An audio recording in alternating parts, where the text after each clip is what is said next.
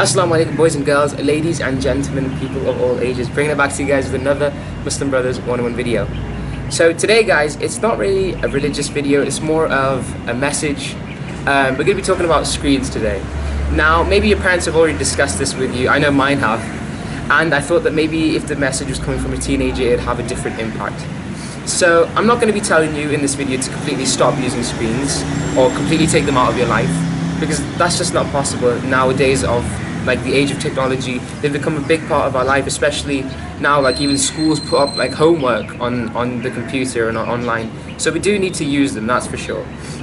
But I'm just going to tell you guys like what's the drawbacks of screens and like, you know, how we can stop that. We're going to start we should start limiting our time and kind of balance ourselves with the use of screen. So let's get straight into it. First of all, eyesight. Now this one's quite a common one. They tend to weaken your eyesight. For example, there's this thing called indirect glare, and when any type of light is reflecting off the surface of your computer screen, your TV screen, and it's going into your eye, it is bad for your eyes. Second of all, you've got your eye muscles. They tend to get weakened. Now, the common ground level for your eyes, resting position, is kind of downwards, like this, like I'm looking at you guys right now. But if you're looking up towards the TV or something like that and you're playing or whatever, that's your eye muscles are constantly having to work to keep your eye in that position, and so that can weaken your eye muscles. Second of all, screens, they tend to mess with your creativity. They can reduce your imaginative powers, especially on young children. Because a screen, it gives you the image, it pops it up. You don't need to do any thinking, you don't need to do any imagining. Like when you read a book, for example, you have to create the image in your mind. You read the page, you read the words, but you need to create the scene within your mind. You need to create the image in your brain. And a screen stops you from doing that because it portrays the image for you. You don't need to do any thinking. So it reduces your creative abilities. Third of all, time management.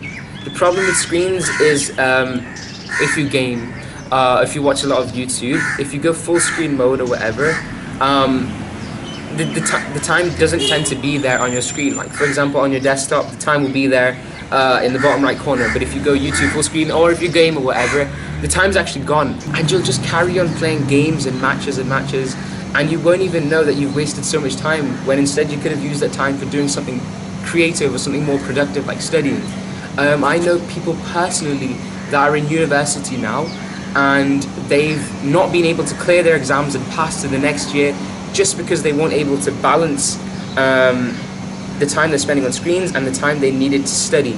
So this is not just me babbling about from like internet and stuff. This is actually people that I know personally, and it's not our fault. Screens have actually been made in this way. There's games and stuff that they actually use to make addicting. That's why we get caught in this kind of black hole effect, where if we're not careful, we will get sucked into it. And I've actually got some research here on my phone, guys, so I'm going to just read this out to you. That brain imaging research shows that stimulating glowing screens are actually dopamine activating to the brain's pleasure center. Dopamine is a chemical associated with pleasure and with happiness, and so they're actually this is basically saying that screens actually activate those dopamine receptors in your brain, and they cause dopamine to be released. That's why this is why people get addicted to screens and stuff, because they associate screens with pleasure and with happiness. It says here that excessive screen exposure can neurologically damage a young person's developing brain in the same way that drug addiction can. So, I mean, drug addiction is very serious, and so if screens are actually have the same effect, then it really shows how dangerous they actually are.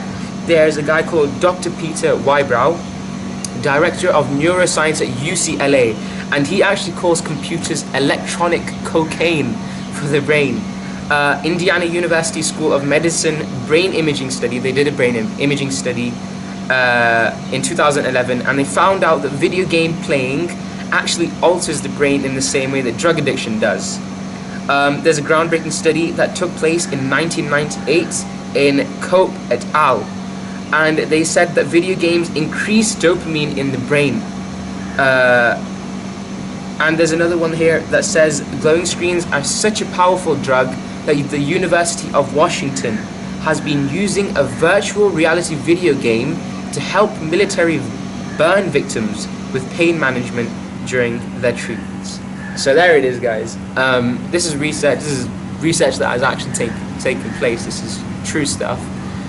Shows how dangerous screens are really are, and I'm saying it again as I end the video, that I'm not telling you to completely take away screens out of your life. That's just not possible now.